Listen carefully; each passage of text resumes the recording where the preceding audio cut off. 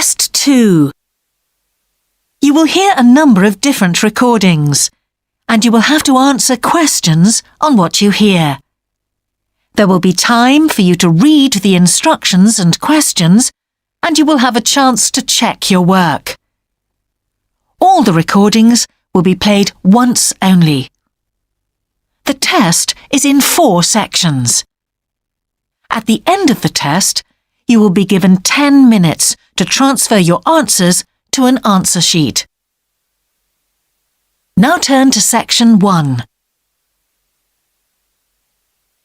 Section 1.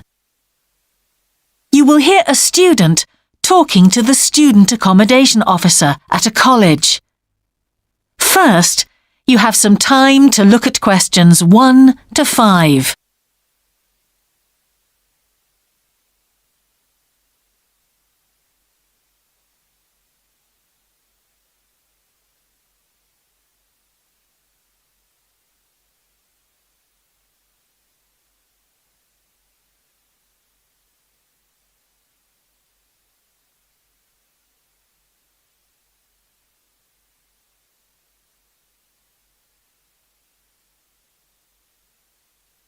You will see that there is an example that has been done for you. On this occasion only, the conversation relating to this will be played first. Good morning. Can I help you? Yes, I've just been accepted on a course at the university and I'd like to try and arrange accommodation in the hall of residence. Yes, certainly. Please sit down. What I'll do is fill in a form with you to find out a little more about your preferences and so forth. Thank you.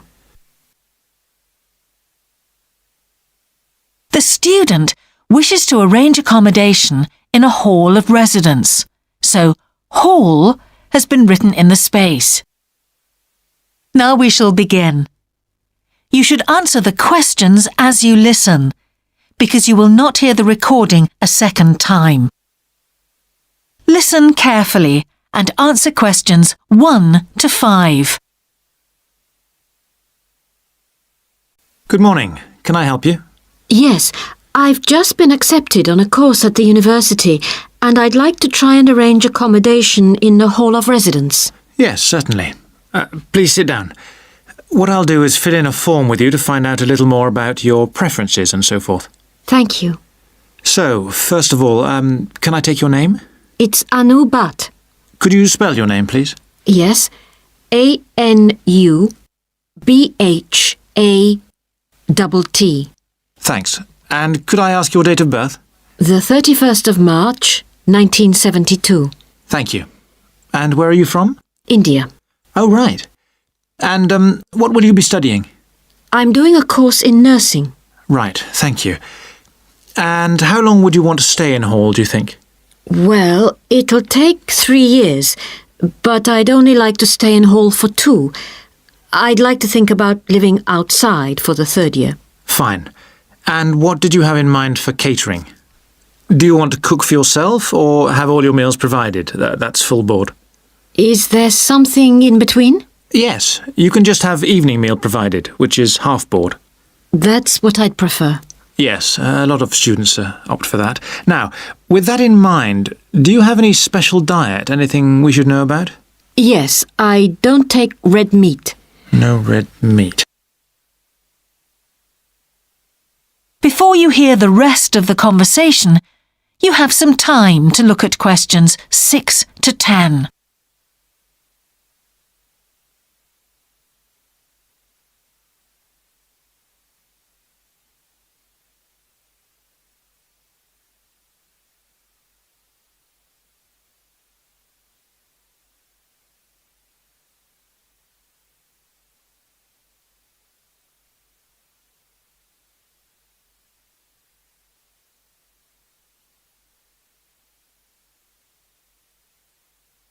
Now listen and answer questions 6 to 10.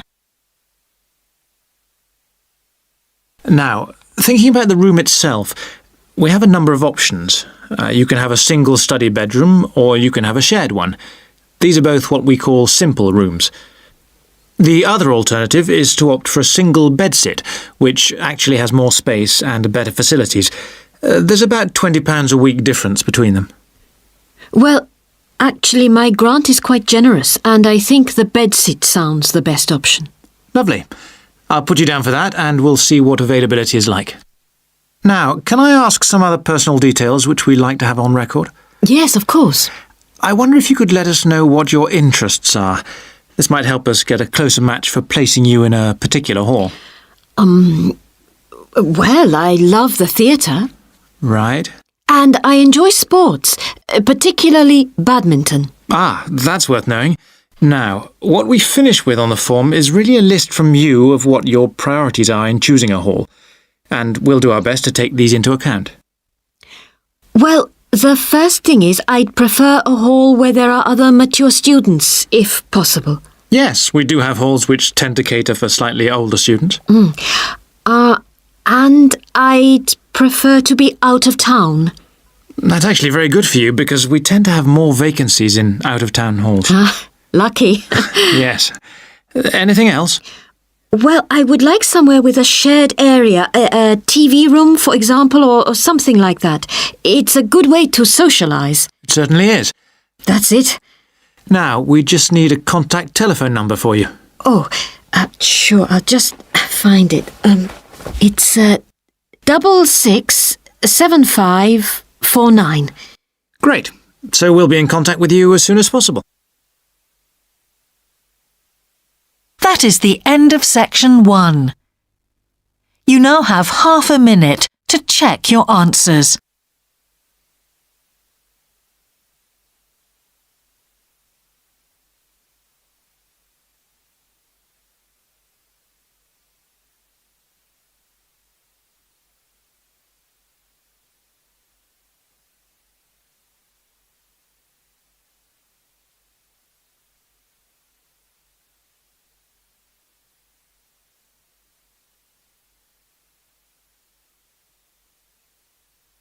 Now turn to section 2.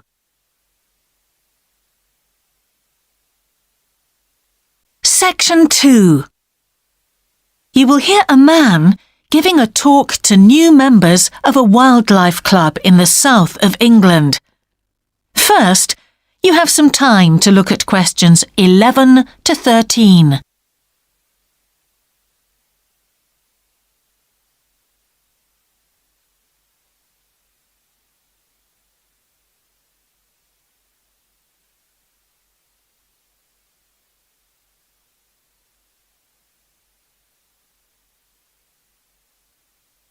Now listen carefully and answer questions 11 to 13. Hello, I'm delighted to welcome you to our Wildlife Club and very pleased that you're interested in the countryside and the plants and creatures of this area. I think you'll be surprised at the variety we have here, even though we're not far from London. I'll start by telling you about some of the parks and open spaces nearby. One very pleasant place is Halland Common. This has been public land for hundreds of years, and what you'll find interesting is that the River Ouse, which flows into the sea 80 kilometres away, has its source in the common. There's an information board about the plants and animals you can see here, and, by the way, the common is accessible 24 hours a day. Then there's Holt Island, which is noted for its great range of trees. In the past, willows were grown here commercially for basket making, and this ancient craft has recently been reintroduced. The island is only open to the public from Friday to Sunday because it's quite small, and if there were people around every day, much of the wildlife would keep away. From there, it's just a short walk across the bridge to Longfield Country Park. Longfield has a modern replica of a farm from over 2,000 years ago. Children's activities are often arranged there, like bread making and face painting. The park is only open during daylight hours, so bear that in mind if you decide to go there. Before you hear the rest of the talk, you have some time to look at questions 14 to 20.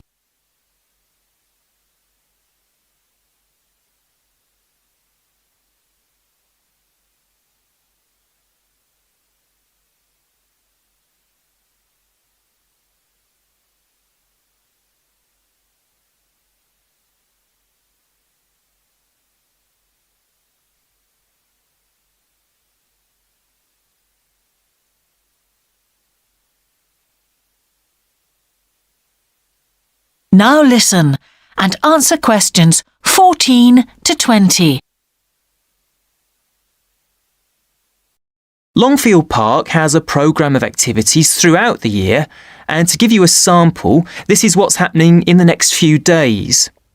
On Monday, you can learn about herbs and how they've been used over the centuries. You'll start with a tour of our herb garden, practice the technique of using them as colour dyes for cloth, and listen to an illustrated talk about their use in cooking and medicine. Then on Wednesday, you can join local experts to discover the variety of insects and birds that appear in the evening. We keep to a small number of people in the group, so if you want to go, you'll need to phone the park ranger a few days ahead. There's a small charge which you should pay when you turn up. I'm sure you're all keen to help with the practical task of looking after the park, so on Saturday you can join a working party. You'll have a choice of all sorts of activities, from planting hedges to picking up litter, so you'll be able to change from one to another when you feel like it. The rangers will be hard at work all day, but do come and join in, even for just a short while. One thing, though, is to make sure you're wearing something that you don't mind getting dirty or torn. And finally, I'd like to tell you about our new wildlife area, Hinchingbrook Park, which will be opened to the public next month. This slide doesn't really indicate how big it is, but anyway, you can see the 2 gates into the park and the main paths. As you can see, there's a lake in the northwest of the park with a bird hide to the west of it at the end of a path, so it'll be a nice, quiet place for watching the birds on the lake.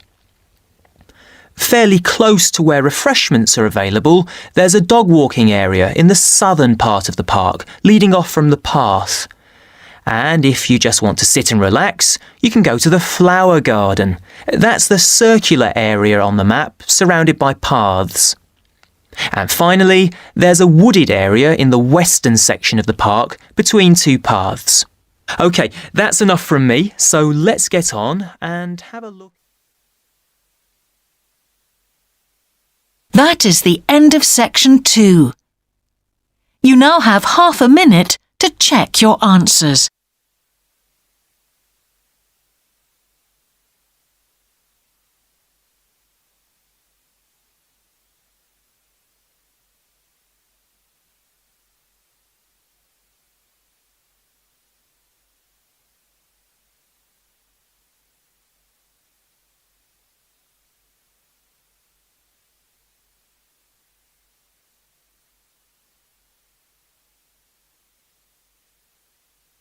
Now turn to section 3.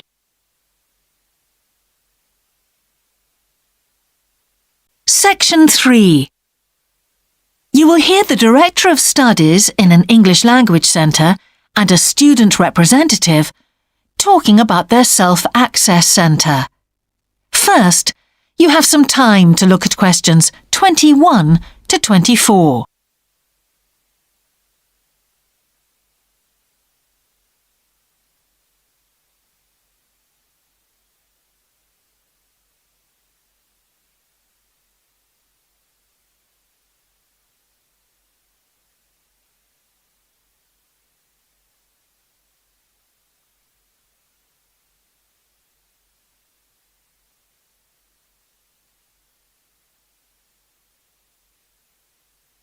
Now listen carefully and answer questions 21 to 24. Hi, Yun. As you know, I've asked you here today to discuss the future of our Self-Access Centre. We have to decide what we want to do about this very important resource for our English language students. So, can you tell me what the students think about this? Well, from the students' point of view, we would like to keep it. The majority of students say that they enjoy using it because it provides a variation on the classroom routine, and they see it as a pretty major component of their course. But we would like to see some improvements to the equipment, particularly the computers. There aren't enough for one each at the moment, and we always have to share. Well, yes, The teachers agree that it is a very valuable resource, but one thing we have noticed is that a lot of the students are using it to check their personal emails. We don't want to stop you students using it, but we think the computers should be used as a learning resource, not for emails. Some of us also think that we could benefit a lot more by relocating the Self-Access Centre to the main university library building. How do you think the students would feel about that, Yun? Well, the library is big enough to incorporate the Self-Access Centre, but it wouldn't be like a class activity anymore. Our main worry would be not being able to go to a teacher for advice. I'm sure there would be plenty of things to do, but we really need teachers to help us choose the best activities. Well, there would still be a teacher present and he or she would guide the activities of the students. We wouldn't just leave them to get on with it. Yes, but I think the students would be much happier keeping the existing setup. They really like going to the Self-Access Centre with their teacher and staying together as a group to do activities. If we could just improve the resources and facilities, I think it would be fine. Is the cost going to be a problem? It's not so much the expense that I'm worried about, and we've certainly got room to do it, but it's the problem of timetabling a teacher to be in there outside class hours. If we're going to spend a lot of money on equipment and resources, we really need to make sure that everything is looked after properly. Anyway, let's make some notes to see just what needs doing to improve the centre. Before you hear the rest of the conversation, you have some time to look at questions 25 to 30.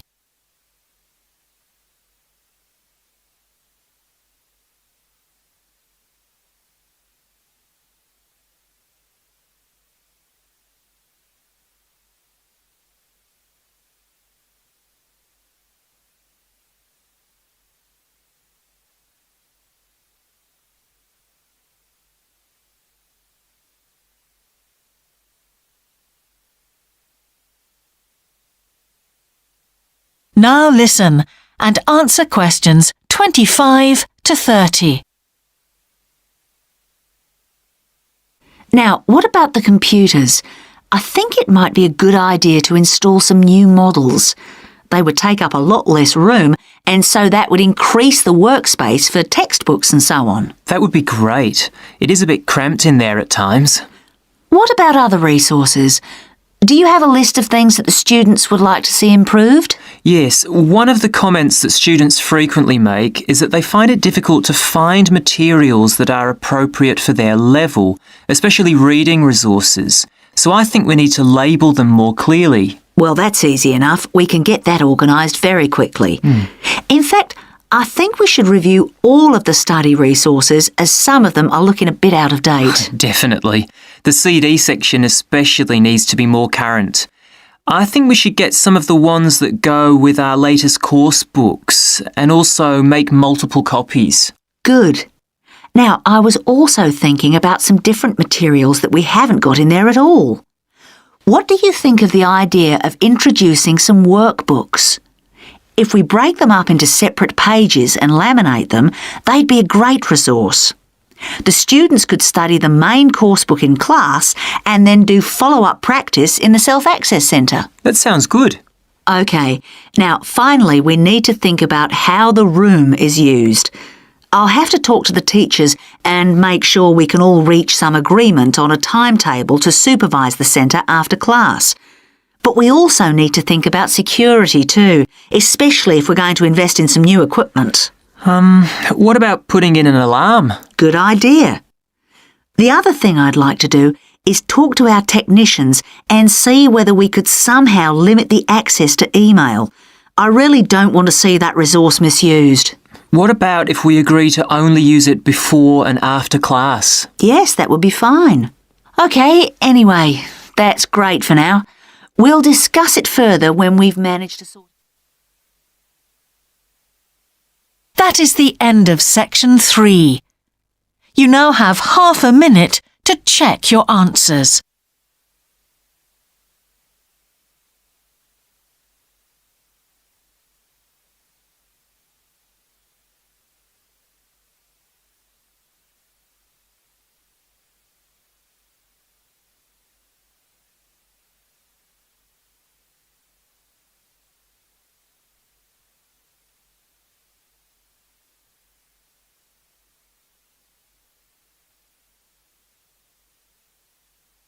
Now turn to section 4.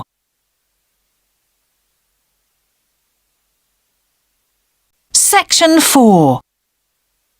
You will hear the beginning of a lecture about business cultures. First, you have some time to look at questions 31 to 40.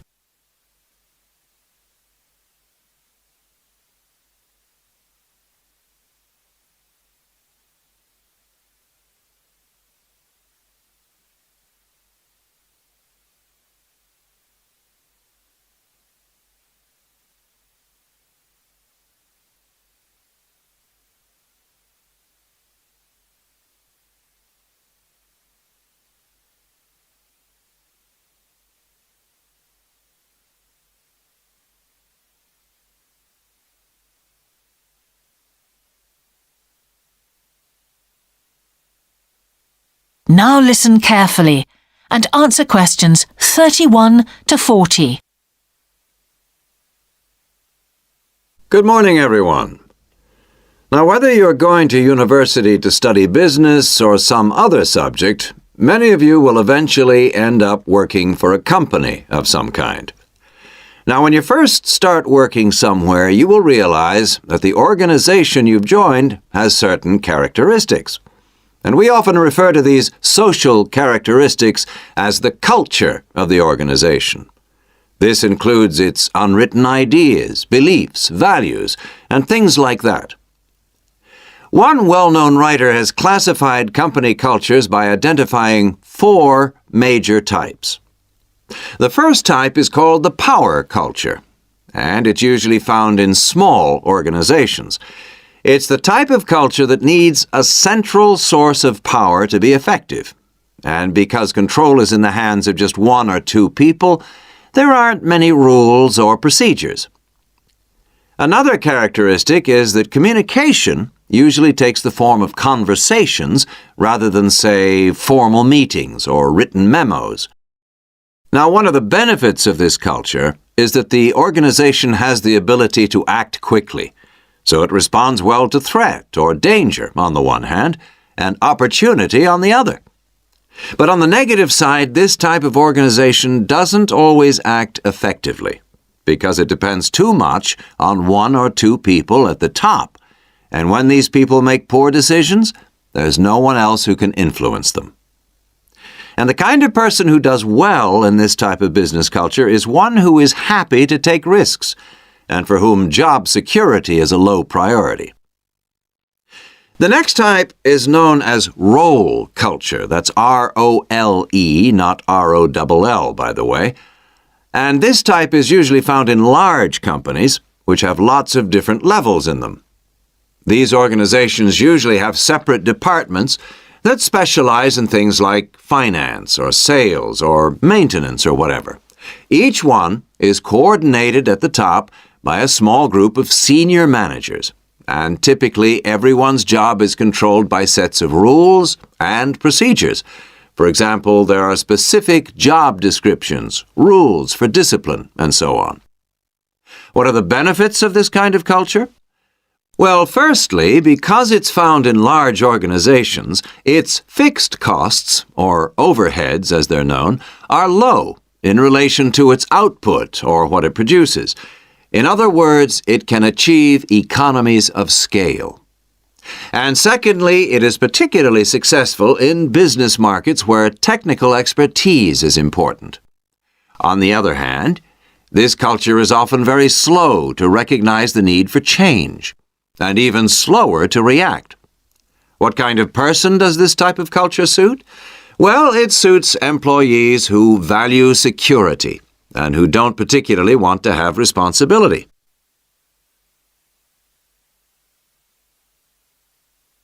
Moving on now to task cultures.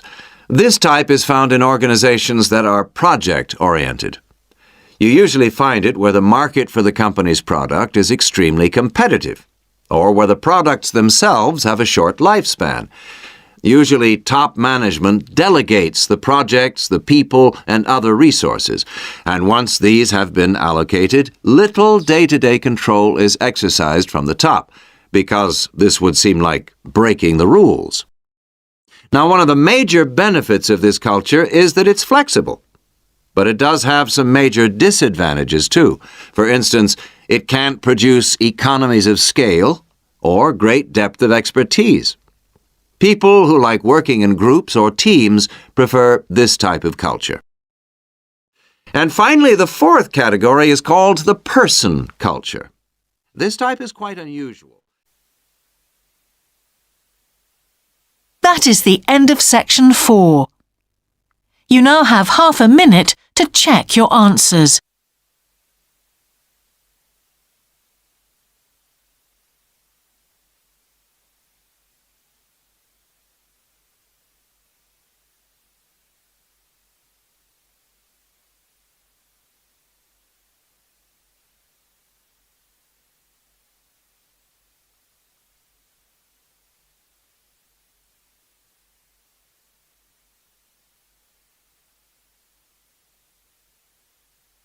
That is the end of the listening test.